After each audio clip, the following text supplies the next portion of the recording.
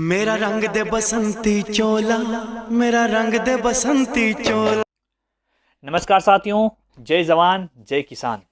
जैसा कि आप सभी जानते हैं कि कल हम 72वां गणतंत्र दिवस मनाने जा रहे हैं।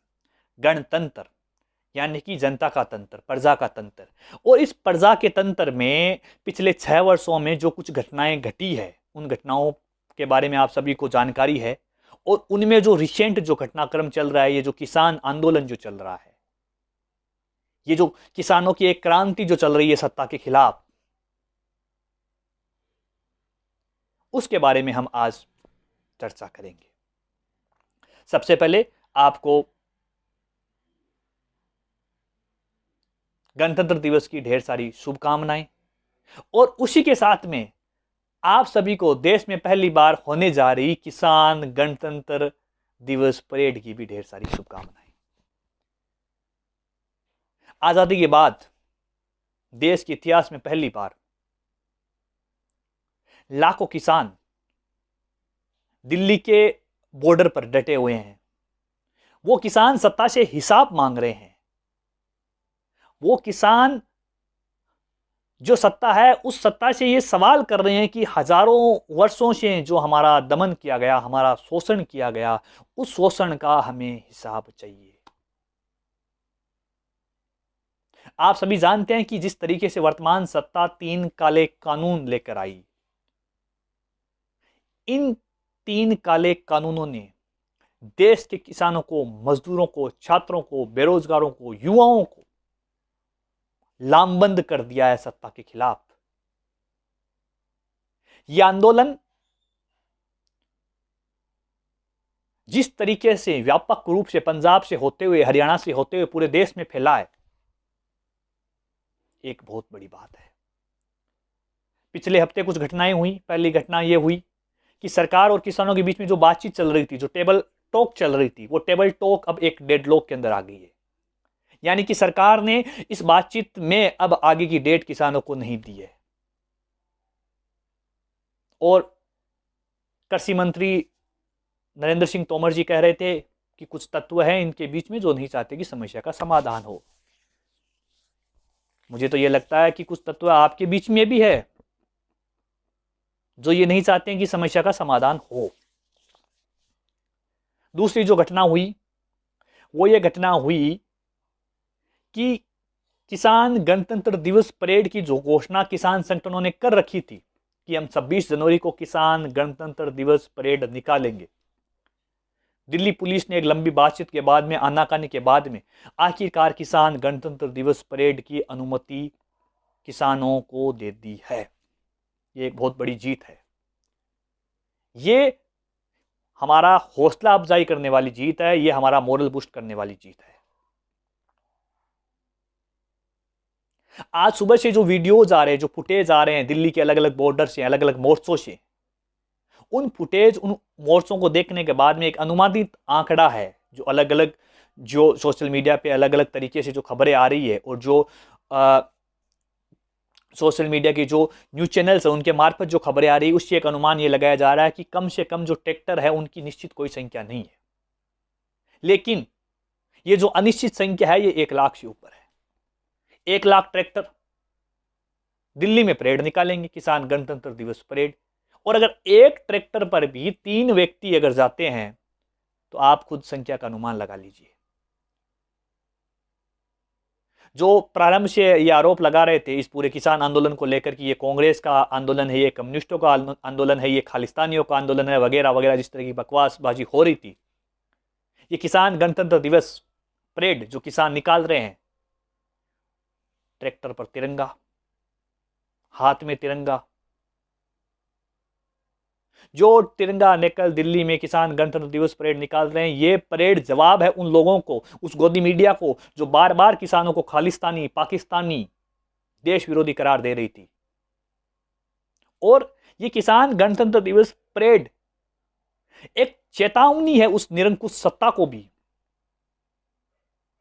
जो इस बात के भ्रम में बैठी है कि सत्ता है तो सब कुछ है। लोकतंत्र में जनता से सत्ता है, सत्ता से जनता नहीं है।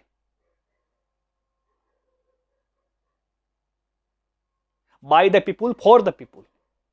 लोगों के द्वारा लोगों के लिए यह गणतंत्र है। लोगों के द्वारा सत्ता के लिए गणतंत्र नहीं बनाया गया था। आज पूरे दिन भर में जो फुटेज आए, महाराष्ट्र के मुंबई में आजाद मैदान में 50,000 से ज्यादा किसान इस किसान आंदोलन के समर्थन में जुटे हुए हैं। केरला से खबरें आ रही है, दक्षिण भारत के अलग अलग राज्यों से खबरें आ रही है, नॉर्थ ईस्ट से खबरें आ रही है। देश के अलग अलग हिस्सों में, गांवों में, शहरों में, कस्बों में ट्रैक्टर मार्च निकल रहे हैं। तो आप सोचिए कि जो 7-8 महीने पहले जो आंदोलन शुरू हुआ था, यह आंदोलन आज एक जन आंदोलन बन चुका है। और मुझे तो यह लगता है कि ये सत्ता, ये सरकार जितनी ज्यादा देर करेगी, उतना ही ये आंदोलन इस निरंकुश सत्ता के खात्मे की ओर जाएगा। राजा को जब ये वहम हो जाता है कि वही सब कुछ है, वही सर्वे सर्वा है, तो उस दौर में जनता एक तरीके से मैं ये कह सकता हूं कि वो ईश्वर की भूमिका में आ जाती है और उस राजा को उस अन्याय की सजा वो जनता जरूर देती है।